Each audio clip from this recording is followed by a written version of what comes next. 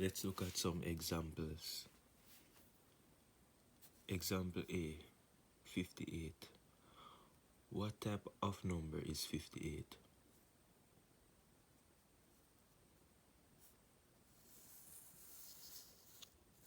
You can pause the video and attempt example A. Alright, example A, example A, 58. Is it a natural number? Well, we know that natural numbers starts at 1 and goes on to infinity. So 1, 2, 3, 4, 5, 6, and it goes on. 58 would be in the set of natural numbers. So 58 is a natural number.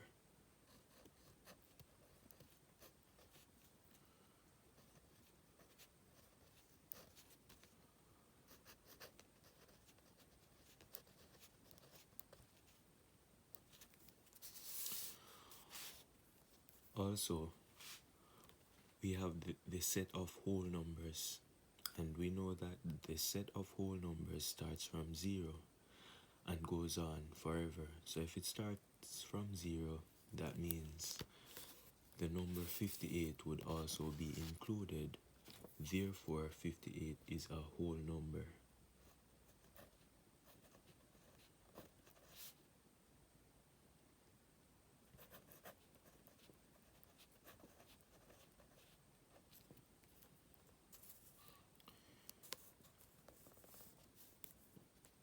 The set of integers,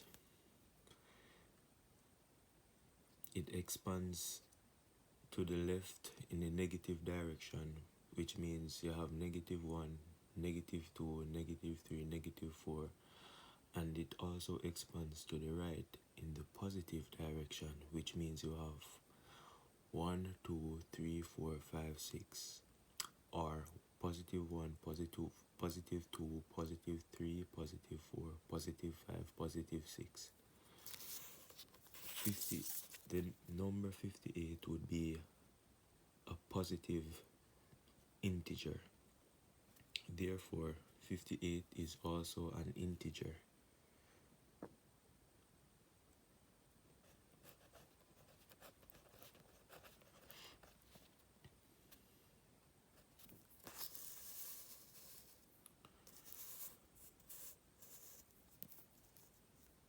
Is 58 a rational number?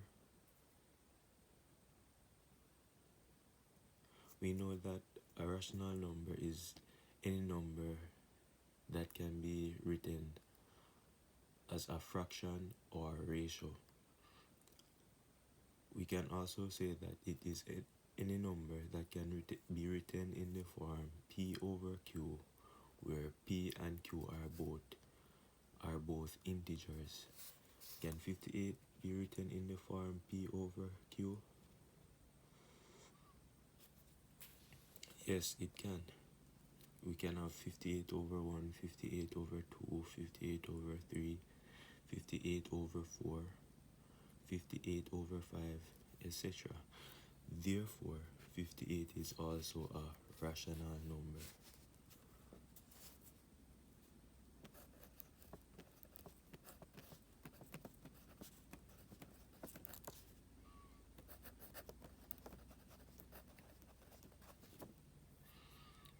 And we know all numbers are real numbers, so 58 is also a real number.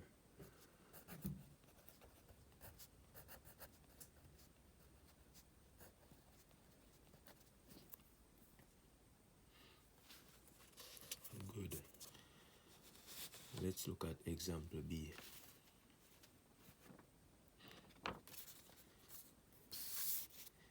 Is example B a natural number? No, it's not. Is it a whole number? It's also not a whole number. Not a whole number, sorry. Is it an integer? No, it's not. Is it a rational number? Yes, it is. It is a rational number. As you can see with example B, it is in the form P over Q. It fits the description for rational numbers, where a rational number is any number which can be written in the form P over Q, where P and Q are both integers. However, Q cannot be equal to 0. So this half is in the form P over Q. Therefore, it is a rational number.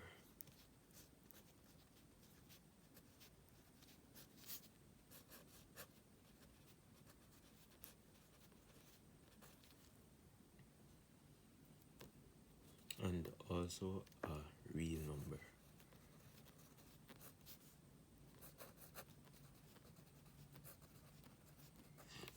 Let's look at example C.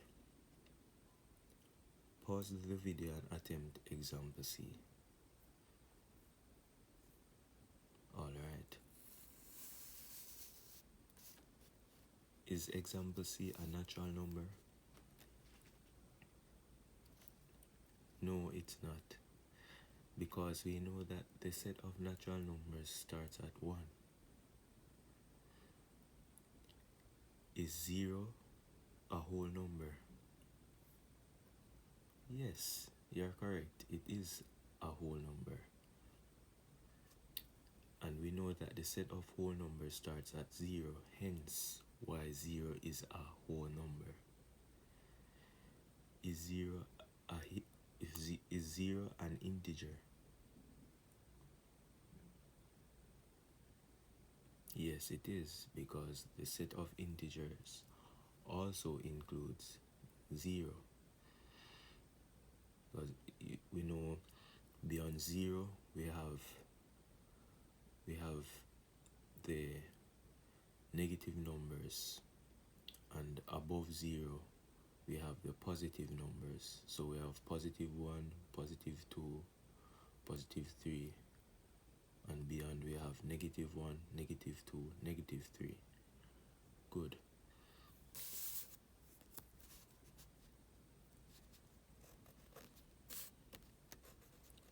So it's a whole number.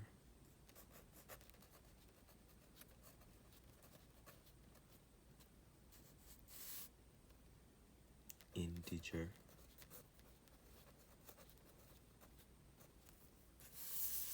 Is 0 a rational number? Think about this one. Yes, it is a rational number. It can also be written in the form P over Q.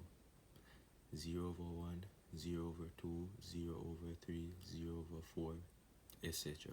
So it is a rational number.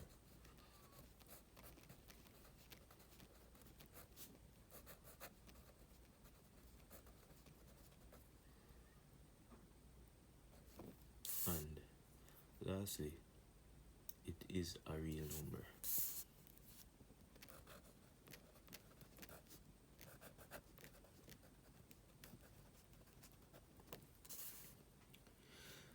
Let's look at example D, and we have 8.125.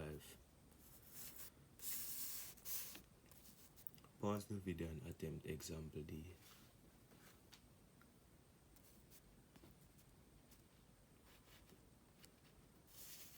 When we look at example D, is it a natural number? No, it's not. Is it a whole number? No, it's not. Is it is it an integer? No, it's not. Is it a rational number?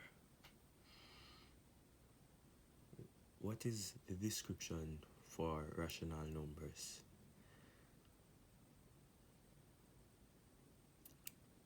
It is any number that can be written in the form P over Q, where Q is not 0. And also it has The decimal expansion has to be a terminating decimal expansion or a recurring decimal expansion. So what I mean is that the decimal expansion can also be non-terminating. The however it must be recurring. So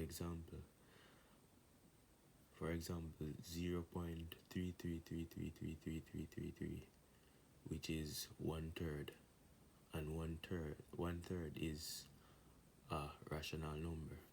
So this here has a terminating decimal expansion, hence it's a rational number.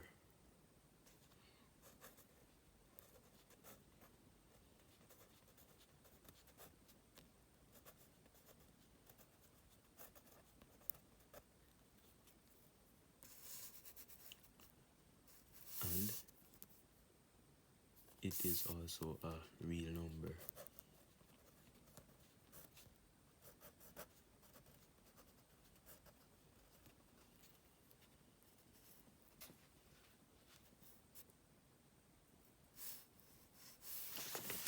Let me prove this. We have 8.125. 8.125. I'm going to write it in the form P over Q. Here we have 100, not 100, 1000. 1000. So this is 8 and 125 over 1000. Divide by 25 because we are reducing the fraction.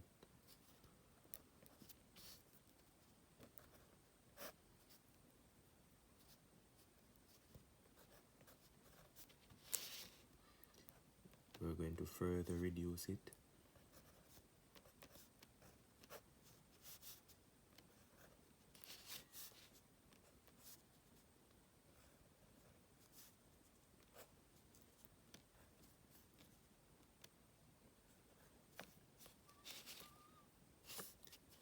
Now we're going to write this mixed fraction as an improper fraction. 8 times 8 is 64 plus 1, 65. If we get our calculators and divide 65 by 8, we will get this number. And this shows how we can write 8.25 in the form P over Q.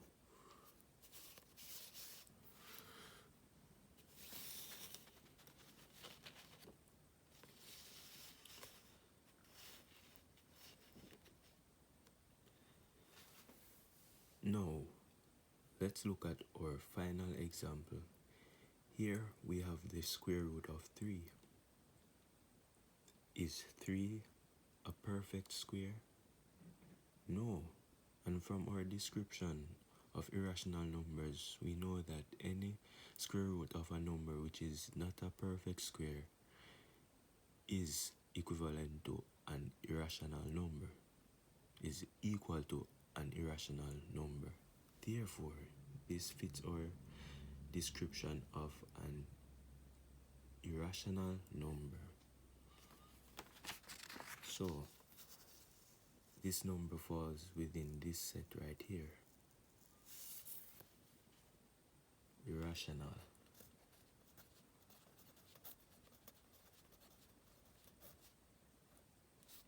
And we know that all numbers are real numbers. So this is also a real number.